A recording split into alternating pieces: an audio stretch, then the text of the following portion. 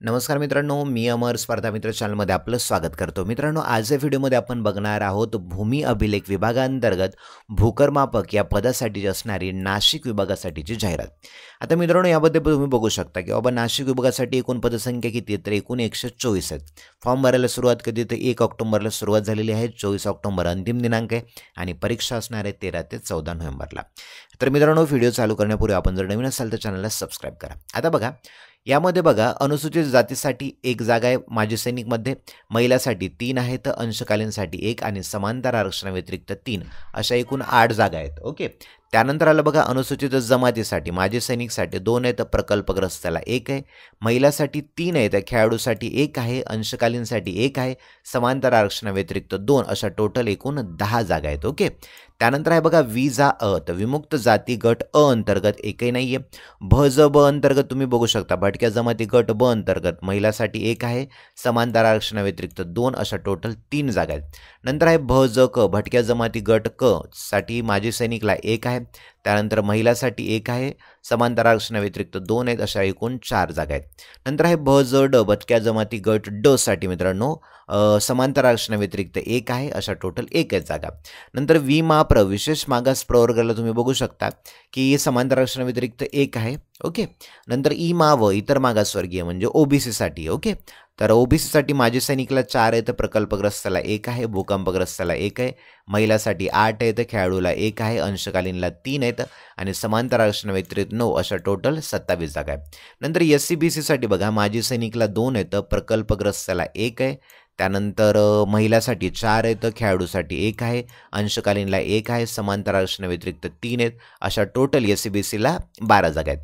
नंतर EWS म्हणजे economically weaker सेक्शनसाठी माजी सैनिकला 2 आहेत, प्रकल्पग्रस्ताला 1 आहे, महिलाला 3 आहेत, त्यानंतर खेळाडूला 1 आहे, त्यानंतर अंशकालीनला 1 आहे, समांतर आरक्षणाव्यतिरिक्त 3 आहे, अशा टोटल एकूण 11 जागा आहेत. नंतर अराखीव म्हणजे ओपन कॅटेगरीला तर माजी सैनिकला 7 आहेत, प्रकल्पग्रस्ताला 2 आहेत, भूकंपग्रस्ताला 1, महिलाला किती तर 14 आहेत, खेळाडूला किती येतं 2, अंशकालीनला किती आहेत तर 5 आहेत, समांतर आरक्षणाव्यतिरिक्त 16 आहेत आणि अशा टोटल पदसंख्या 47.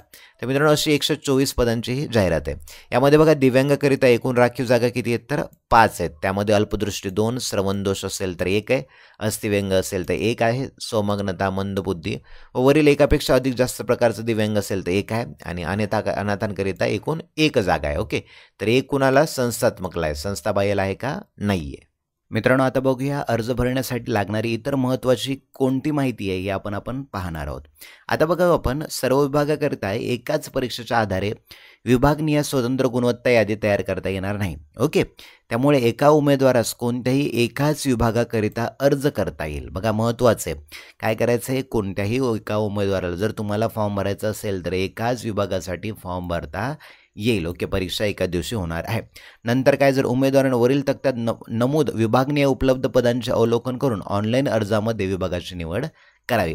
आता काय होईल, जर तुम्ही 2-3 विभागाचे जर अर्ज भरले तर शेवटी जो भरला आहे ना, तर तोच अर्ज तुमचा ग्राह्य धरण्यात येणार आहे. पण उगाच तुमची फीस वाया जाऊ शकेल. म्हणून विचार करून तुमच्या सोयीनुसार ज्या विभागामध्ये जास्त जागा आहेत किंवा तुम्ही ज्या विभागामध्ये राहता त्या विभागाचा आधार घेऊन तुम्ही त्या विभागासाठी अर्ज करू शकता. आता वयोमर्यादा आणि शैक्षणिक अर्हता काय आहे तर बघा, उमेदवाराने अर्ज सादर करण्याच्या अंतिम दिनांकास म्हणजे 24/10/2025 जसं की तुम्हाला सांगितले 1 ऑक्टोबरला सुरू आहे आणि 24 ऑक्टोबर 2025ला अंतिम आहे. यानुसार त्याची डेट ऑफ बर्थ वगैरे असली पाहिजे. आता बघा, गट क भूकरमापक यासाठी किमान पात्रता काय लागणार आहे. ओके. वयोमर्यादा तर तुम्हाला कळालं, 18 ते 38 वर्ष लागणार आहे. आता याच्यामध्ये बघा, गट क भूकरमापकमध्ये बघा, मान्यताप्राप्त अभियांत्रिकी महाविद्यालय म्हणजे इंजिनिअरिंगची असेल किंवा मान्यताप्राप्त संस्थेकडील स्थापत्य अभियांत्रिकी पदविका म्हणजे diploma in civil engineering, polytechnic केलेलं असेल किंवा इंजिनिअरिंग केलेलं असेल सिव्हिल इंजिनिअरिंगमध्ये किंवा माध्यमिक शालांत परीक्षानंतर म्हणजे 10वी नंतर तुमच्याकडे औद्योगिक प्रशिक्षण संस्थेचं म्हणजे ITIचं 2 वर्षाचं सर्वेक्षण व्यवसायाचं प्रमाणपत्र असणं आवश्यक आहे. आता मित्रांनो, खाली अटमध्ये दिलेले जर तुमच्याकडे 1 वर्षाचा कोर्स असेल तर ते सुद्धा यासाठी लागू असणार आहे. ओके. 2 नंबरचं बघा, टायपिंग दिली मराठी 30, इंग्रजी 40, परंतु मित्रांनो काय दिलं, जर तुमच्याकडे सध्या टायपिंग नसेल परंतु तुमची जर निवड झालेली असेल तर इथे महत्त्वाचं पॉईंट दिलं जातं, त्या दिनांकापासून 2 वर्षाच्या आत तुम्ही ते टायपिंगचं सर्टिफिकेट काढू शकता. ओके, 2 वर्षाची तुम्हाला अट दिलेली आहे. आता इथे बघा ना, तुम्हाला दिलेलं आहे 2 वर्षाचं दिलं आहे. आता काय सांगितलं आहे, 2014 पासून हा जो सर्वेअरचा कोर्स आहे IT वाला, तर तो 1 वर्ष कालावधीचा झालेला आहे. मग त्यानुसार अभ्यासक्रम पूर्ण करून त्याचे वैध प्रमाणपत्र धारण करणारे उमेदवार पदाकरिता अर्ज करण्यास तसेच परीक्षेस बसण्यास पात्र असतील. ओके, मग ज्यांचं 1 वर्ष सर्वेअर झालेलं असेल तर ते सुद्धा हे अर्ज भरू शकतात. ओके, आता वयोमर्यादा तुम्हाला कळाली, तर वयोमर्यादा समजा 18 ते 38 आहे, परंतु जे प्रकल्पग्रस्त, दिव्यांग असतील, माजी सैनिक असतील किंवा अंशकालीन असतील त्यांच्यासाठी वेगळी वयाची मर्यादा असणार आहे. ओके, तुम्ही स्क्रीनवरती बघू शकता. आपण महत्त्वाचे कोणकोणचे पॉईंट आहे ते सर्व काही आपण घेणार आहोत. ओके, त्यामुळे असं नाही राहणार की सर्वच पॉईंट घेतले म्हणून. ओके, आता बघा परीक्षा किती, तर परीक्षेचं बघा तुम्ही इंग्रजी असणार आहे, मराठी, सामान्य ज्ञान, GK आणि बौद्धिक चाचणी आणि अंकगणित असणार आहे. तर प्रत्येकाचे 25 प्रश्न आहेत. असे टोटल मार्क किती, तर 50 म्हणजे 100 प्रश्न 200 मार्काला. आणि वेळ किती, तर 120 मिनिटाचा वेळ तुम्हाला असणार आहे, म्हणजे 2 तासाचा वेळ असणार आहे. नंतर बघा परीक्षा शुल्क किती, तर परीक्षा शुल्क बघा अमागास म्हणजे ओपन कॅटेगरीला 1000 रुपये आणि मागास प्रवर्गामध्ये येत असाल तर तुम्हाला 100 रुपये.